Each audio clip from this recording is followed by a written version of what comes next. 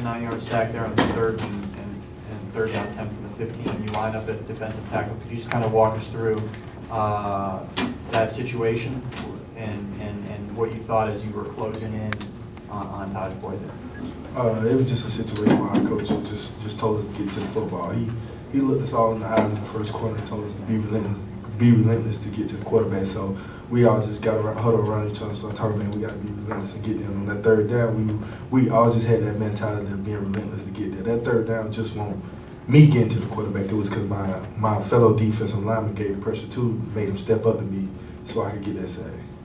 Coach Lang or? Yeah, Coach Lang. Let's go over here, Dan. Guys, talk about what the difference was in tonight's game versus what you did against Kentucky and Vanderbilt. It really wasn't no difference. We approach every game the same. We always try to have that mentality of being relentless, to be around the ball no matter what it's at. So it really wasn't no difference. There wasn't a difference at all between this game and preparing for any other game. You know, it's like a rivalry, in-state game, but as far as preparation and everything, we took it as a number 1 week of practice and everything, and get ready, you know, for this team, you know, preparing all year and everything for it. This is for both of you. Because of that relentless pressure from you guys, could you tell if Boyd was getting gun shy back there in the pocket? Yeah, we could. When any quarterback you play, if you let him sit back there, it's just like pass game. You hit on the receivers, but we could tell from our pressure that he was kind of looking for us every time he dropped back the pass. So that pressure really had an effect on the game.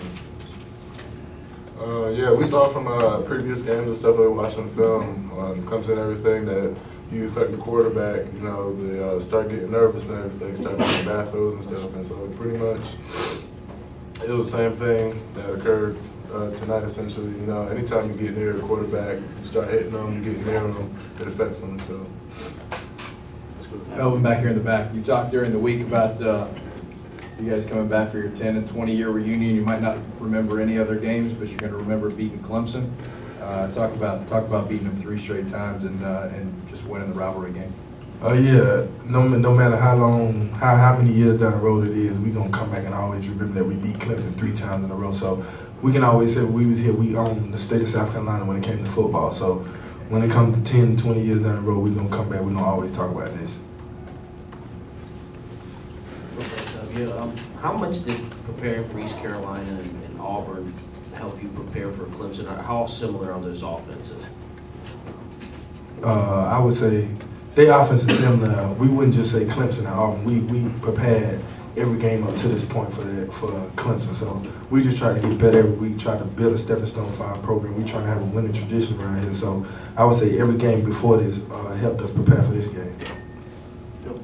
This is for both of you guys, and I hope we can get an honest answer. Now the regular season's over, I think the number is 4 times in the entire season offensive holding was called against your opponent's offensive line.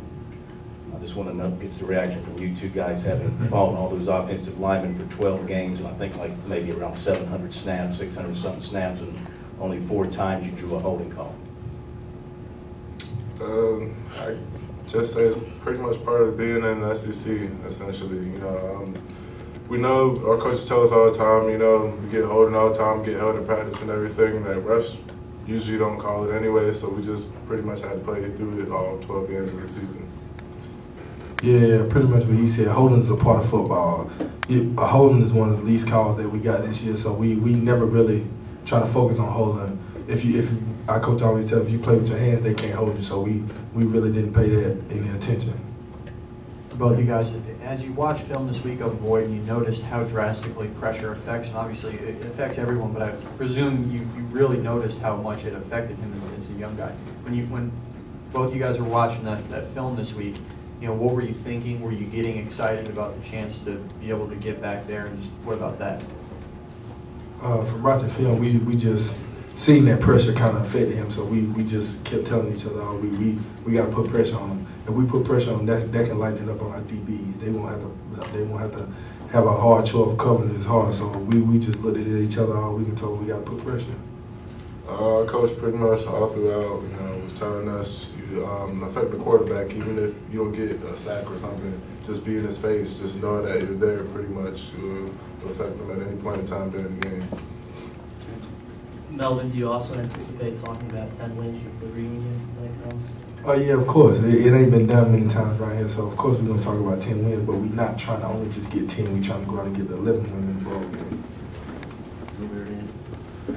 Guys, did it surprise you when you looked at the stat sheet how much you dominated Clemson, and this may have been actually their lowest output in decades? The idea that you've done that.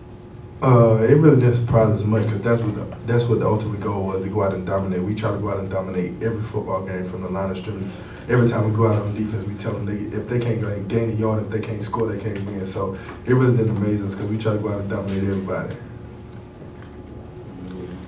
Melvin, talk about what was going through your mind on this being senior day, and did it end up how you envisioned it? No matter what am I doing, I can be anywhere and I visualize myself making plays. So it being senior day, I just try to go out with a bang. I just wanted my team to get a victory. It didn't matter if I didn't make one play today. As long as we got a victory, I just want to go out with a victory. This question's for both you guys. Your offense held the ball for 37 minutes. How big was that for you guys? It was just good, being able to get us off the field more so than any other thing. Because defenses, as long as we do good, give offense back the ball, it gives them more opportunities to score. Yeah, I feel the same way.